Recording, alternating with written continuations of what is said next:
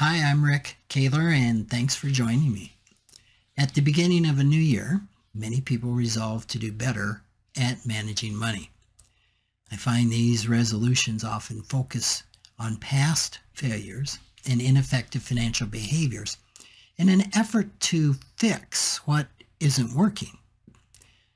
Financial professionals like me often emphasize that same negative focus in our attempts to help clients work toward financial well-being. So I was wondering, what if this approach is backwards?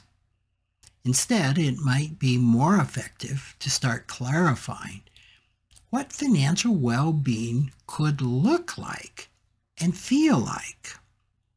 This will be different for everyone, I think, since financial well-being encompasses a range of traits that define one's relationship with money. So one framework that I use for defining financial well-being comes from my training in internal family systems, IFS therapy. And that's based on the characteristics of a healthy internal system led by one's authentic self or true self or capital self. And I tie those characteristics to financial beliefs and behaviors. So this week, we'll look at the 5 P's that define wellness along with their negative counterparts. You might think of these pairs as opposite ends of a spectrum and consider where you see yourself along that range. So it's not typically an either or, but it could be. So the first trait that would define financial wellness is patience.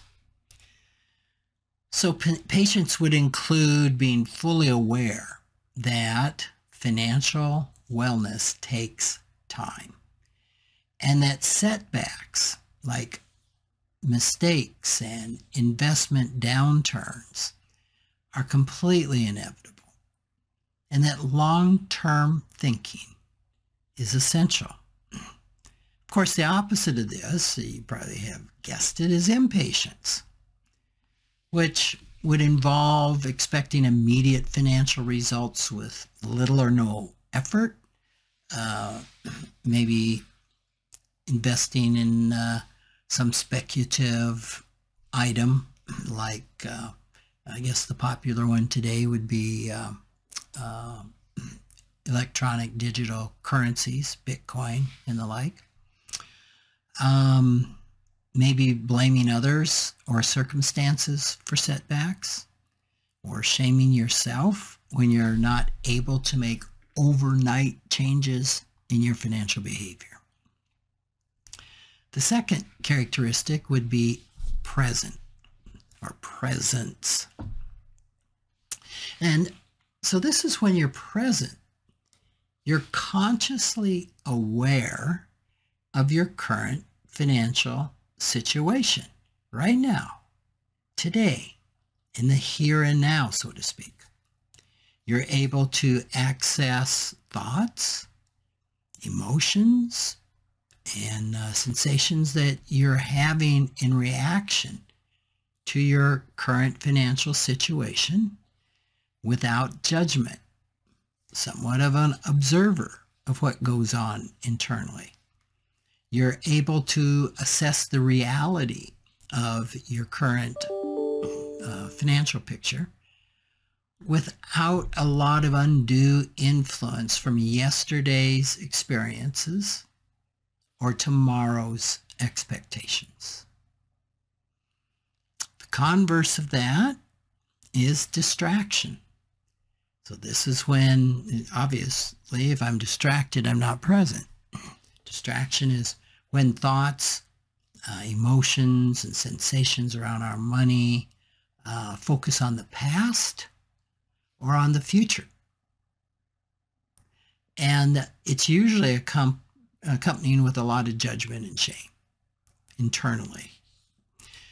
Attempts then to avoid this shame may lead you to avoid addressing money issues and focus on other activities, including those that would be unimportant, irrelevant, or even harmful, to avoid the feeling the pain of shame if you really were focusing on the real issue.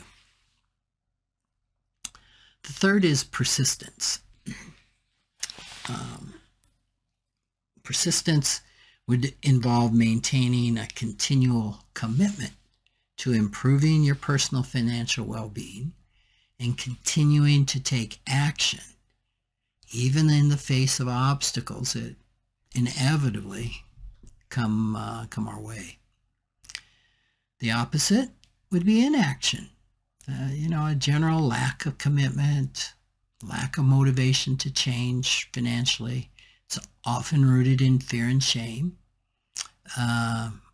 You might find yourself unwilling to move from a particular financial position or belief, or risk changing a financial situation, even when doing so is very likely to improve your financial well-being.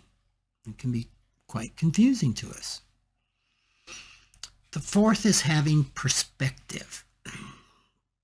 So a functional, balanced perspective means being open to new ways of viewing money, including your thoughts and emotions around it, as well as your money scripts and stories that you make up about your own financial behavior or that of others.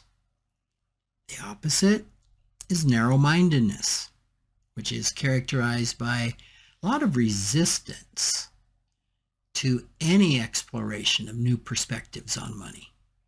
You may refuse to consider alternative views, to reevaluate your thoughts or your emotions and the stories you have about money, or even listen to possible new options or explanations. The fifth is playfulness. Now, playfulness doesn't mean disregarding financial realities or responsibilities or taking excessive risks. It's essentially holding your self-reflection around your finances lightly.